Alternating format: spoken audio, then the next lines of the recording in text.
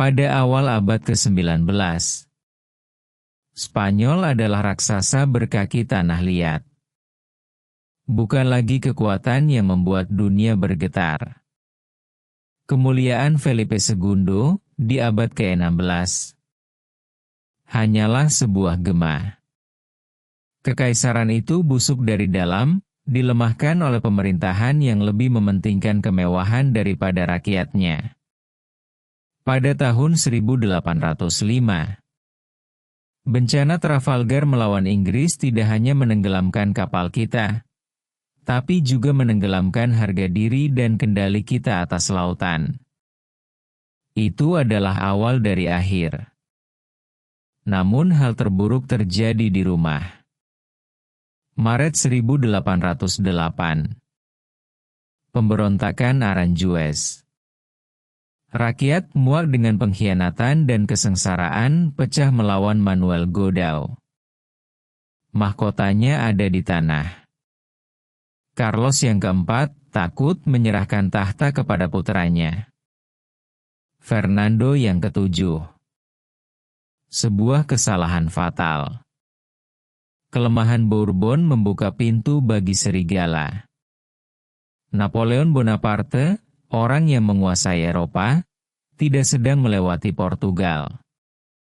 Dia datang untuk tinggal. Pada bulan Mei 1808, di penjara Bayonne, dia mempermalukan keluarga kerajaan. Dia memaksa mereka untuk menyerah seolah-olah mereka adalah bidak catur. Napoleon menempatkan saudaranya, Joseph Bonaparte, di atas tahta yang bukan miliknya.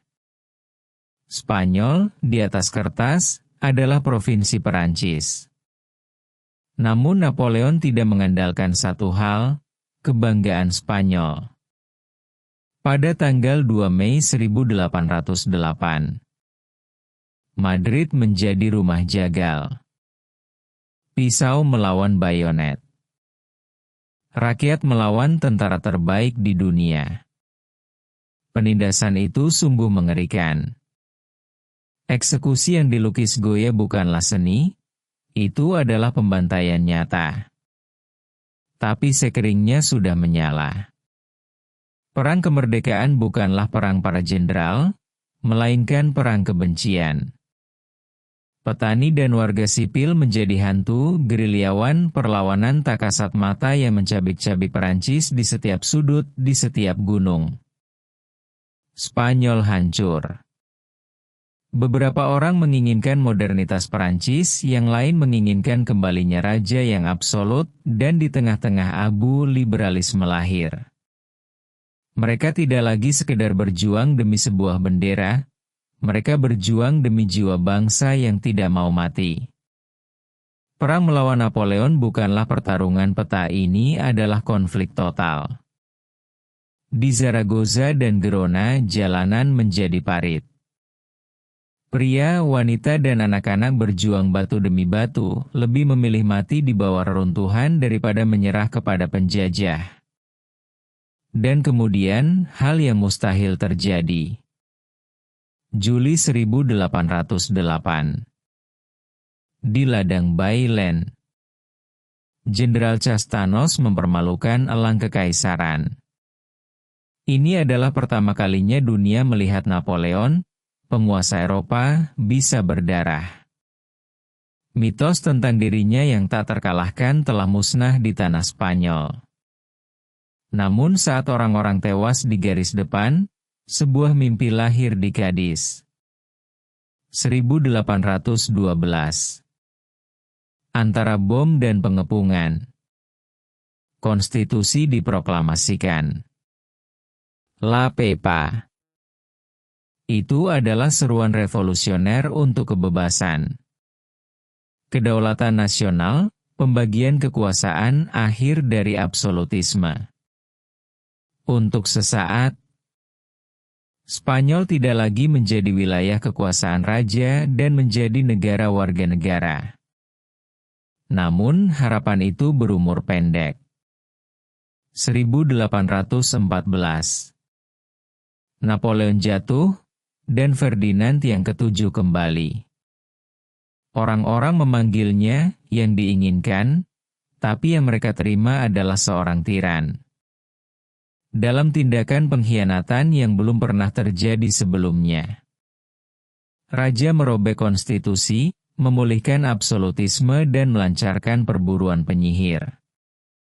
Penjara dipenuhi pahlawan perang yang kini disebut pengkhianat karena menginginkan kebebasan. Pengasingan atau kematian, itulah takdir kaum liberal. Namun kekaisaran mengalami pendarahan dari sisi lain. Sementara sang raja menganiaya rakyatnya sendiri. Amerika mengambil keuntungan dari kekacauan ini untuk memutus rantainya. Permata mahkota hilang selamanya. Ketegangan tak tertahankan sampai pada tahun 1820. Komandan Rafael del Riego mengatakan cukup sudah.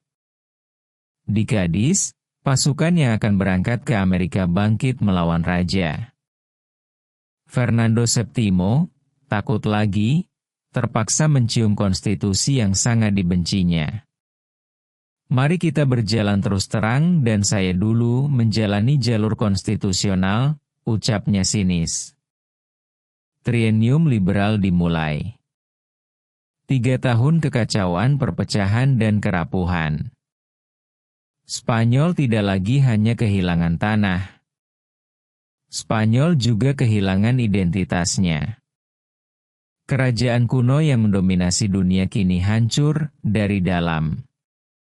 Ketika Spanyol tenggelam dalam perselisihannya sendiri, di sisi lain Atlantik, kerajaan terbesar dalam sejarah runtuh.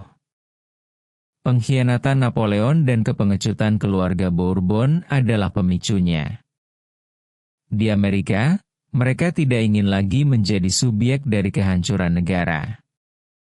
Pada awalnya, Dewan Pemerintah mengklaim bertindak untuk raja, tapi itu hanyalah topeng. Seruan sebenarnya hanya satu, kemerdekaan. 1810.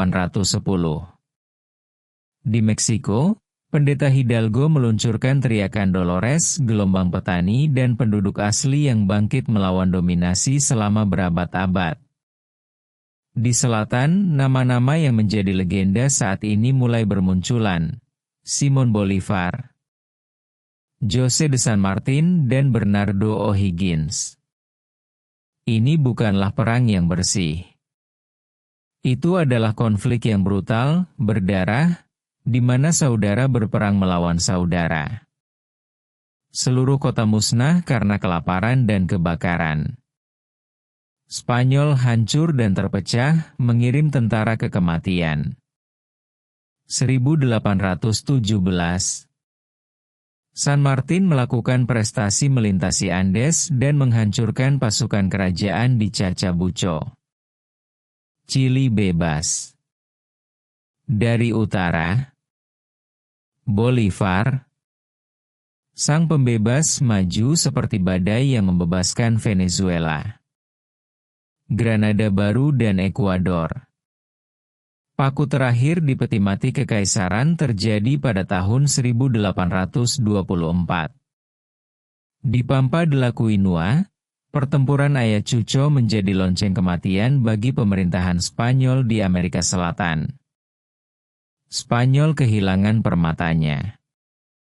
Hanya remah-remahnya yang tersisa. Kuba, Puerto Rico dan Filipina. Prestise internasional merosot dan perekonomian terluka parah. Namun tragedi itu tidak berakhir di situ. Dengan kematian Fernando VII, negara tidak menemukan perdamaian, malah menemukan lebih banyak perang. Perebutan tahta antara pendukung Charles kaum absolut dan kaum liberal Isabel II memicu perang Carlist. Spanyol menjadi terbiasa dengan suara senapan di desanya sendiri. Kudeta militer, krisis ekonomi dan kebencian ideologis yang akan memecah negara menjadi dua selama 1 abad. Kekuatan yang pernah menguasai dunia, Pada akhir abad ke-19 hancur, terfragmentasi dan mati-matian mencari tempatnya di dunia yang tidak lagi menghormatinya. Kemunduran bukanlah sebuah tahapan, itu telah menjadi kenyataan kita. Setelah berpuluh-puluh tahun penuh darah dan api, Spanyol masih tersesat dalam labirin ketidakstabilan. 1843. Isabel Secon, seorang gadis yang baru berusia 13 tahun, dinyatakan cukup umur. Mereka memasangkan padanya sebuah mahkota yang terlalu berat untuk sebuah negara yang rusak. Spanyol tidak diperintah oleh politisi. Spanyol diperintah oleh pendekar pedang.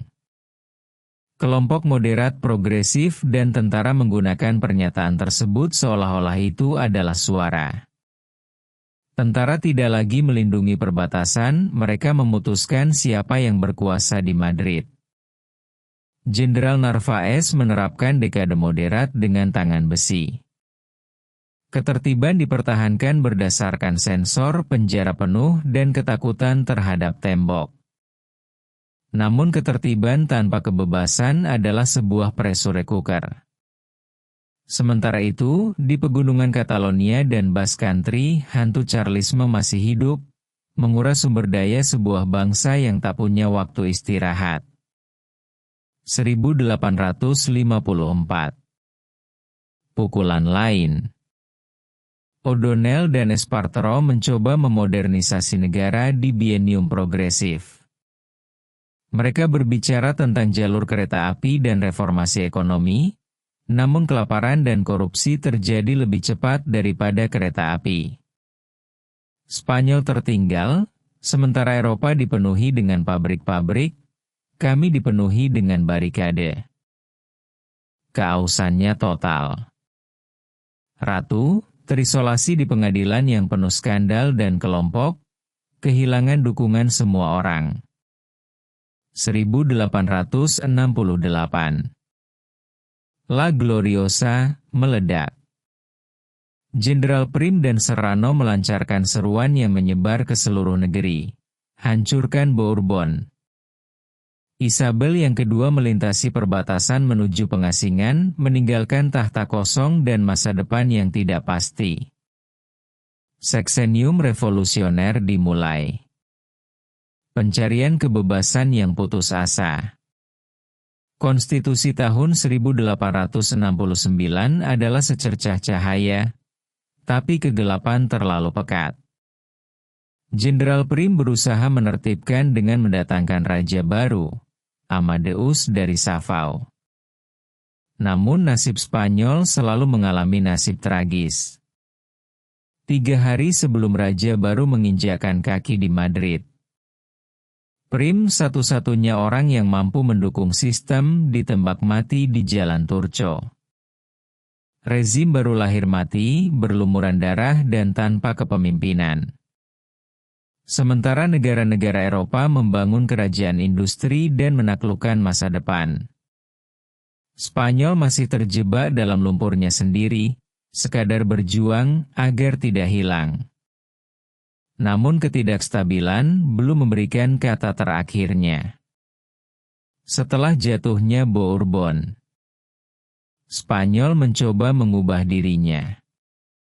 Jenderal Prim, arsitek revolusi, mencari jalan keluar dengan mendatangkan raja asing, Amadeus dari Savao. Tapi takdir sungguh kejam. Prim terbunuh bahkan sebelum raja baru sempat menjabat tangannya. Amadeo pertama kali menemukan dirinya sendirian di negara yang tidak dia pahami dan tidak mencintainya. Dikelilingi oleh konspirasi dan krisis, ia akhirnya turun tahta pada tahun 1873. Ungkapan perpisahannya menjelaskan semuanya. Spanyol tidak dapat diatur. Dan kemudian, eksperimen pamungkas pun tiba. Republik pertama.